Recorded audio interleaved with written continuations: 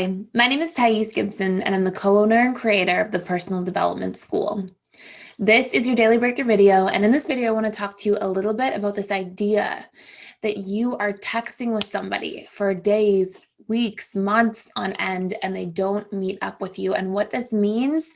And I'm going to tell you about how each of the different attachment styles actually have a different timeline, usually between the time they meet somebody, especially if it's online or through a dating app, and then the time they actually decide to take the opportunity to meet somebody and put that effort in. And I'll tell you a little bit about why. So in this video, we are going to cover the dismissive avoidant version of this, why it happens, what it means, and then what you can do about it. Before I dive in, today is our second last day of our Boxing Week sale. We are wrapping it up tomorrow. This is your opportunity to get 30% off everything for the All Access Membership Pass. It gives you access to 40 plus different courses, as well as the 4 live webinars I do each week, as well as 6 live calls over Zoom with our attachment coaches who literally are trained by myself personally, but also literally have the opportunity to go through a mastermind group with all the students. And it's a place to connect with like-minded people, essentially, and run morning and evening routines, belief reprogramming exercises, just open conversations and deep talks for people. So just during this time of isolation, there's that extra support. So check that out. I will put a link for the 30% off coupon in the description box below, and every single one of our 40 plus courses, and we add a new one every single month, comes with a 25 or so page workbook as well, with really intensive exercises, all kinds of stuff in there. So let's discuss this specific topic. So this is something that I see all the time. People meet, especially during this year, right? 2020, end of 2019, like during the whole COVID era, right? And what will happen is people will meet online, and then they will communicate back and forth, text back and forth, but then they never meet up with one another. And people have different reasons for this. For some people, it's fear. For some people, it's that they feel insecure or inadequate. For some people, it's that they feel they're still in some kind of relationship with an ex and they haven't had the opportunity to really close that door yet. For some people, it's because they're on a dating app looking for attention, not commitment. There are so many different reasons. But at the end of the day, what really matters is that you as a human being make a decision about what you feel okay about. So let's just take a look, okay? Dismissive avoidance.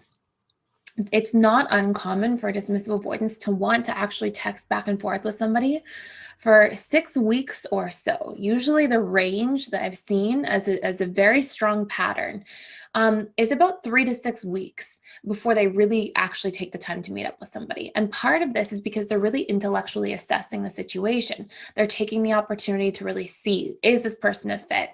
Do I see this working between myself and somebody else? How do I feel about this person? And really getting to know a person a little bit. And if you look, like, one of the big wounds of the dismissive avoidant is I am unsafe. And it's not that they feel physically unsafe or something like that. It's that they often feel emotionally unsafe. They don't like vulnerability. So if there's a big I am unsafe wound and I don't want to be vulnerable fear, then texting is a great way to spend some time to kind of get to know somebody, develop a sense of comfort and safety with that person, and then take the opportunity to meet up. Now, if you are in a position where, now, and remember, this isn't the only reason. This is something that's common. It's something that's a pattern, but it could be that the person's not that interested. It could be that the person, is still talking to their ex or has some kind of, unfinished situation that they haven't wrapped up with another relationship. It could be that they're not really looking for anything beyond just attention and a little bit of surface level connection. But what I can tell you certainly is if you're beyond the 6-week mark of not meeting up with somebody who's dismissive avoidant, and you can tell that's their attachment style. And by the way, I have videos on this channel that help you to decipher people's attachment styles. It's like the qualities of the dismissive avoidant, the fearful avoidant, the anxious preoccupied, the secure. What you can know is if you've been texting with somebody for beyond 6 weeks and they're dismissive avoidant and they haven't met up with you, they're not going to meet up with you, or they're not going to be putting the effort in to really kickstart any kind of relationship. It could be that they're, again, just looking for attention or just like some kind of physical relationship. It could be all those different reasons. But if you haven't seen them during that point, you as a human being on the recipient end of that, it's a really good idea to shift your expectations into, okay, maybe this person's just going to be a friendship in my life, or maybe this person's just going to be somebody I chat with from time to time in a friendly way. But this isn't something I'm going to invest in because the person is not investing that time, energy, and effort into me. And for different attachment styles, that time period between texting and then meeting up is even more different. And the last thing with dismissive avoidance that is important to recognize or note is that for DAs, it's also their feelings minus their fears. So they might have interest and attraction and all these different things, but if they're feeling insecure, if they're feeling inadequate, if they have the defectiveness core wound up and running, if they are just not feeling good in their life, they have, a shrunken emotional bandwidth because they're feeling depressed or anxious or stressed or overwhelmed at work or any of these different things, then what you'll also get is that pulled back version of the person. But again, if it's going beyond that like 4 to 6 week mark, what you're going to see is what you're going to get. And unless people are actively changing, maybe they're in therapy, maybe they're taking courses, maybe they're reading books, and they're actively saying, hey, I'm working really hard on myself. And they've already been doing that. And that's not something they say they would like to do one day. That's something that's actually already shown up in their behavior. Unless you see that kind of dynamic, because people really do change if they're working hard on themselves. But if they're not, and they're not putting in that effort to shift and heal within themselves, then you have to take into consideration this fact that what I am seeing is what I will be getting. And if you're not seeing anything change, or you're not seeing things pick up and move in the trajectory of meeting up within that 4 to 6 week period with a dismissive avoidant, chances are very strong that you are literally going to just continue down that exact same path. So it's really important to note that.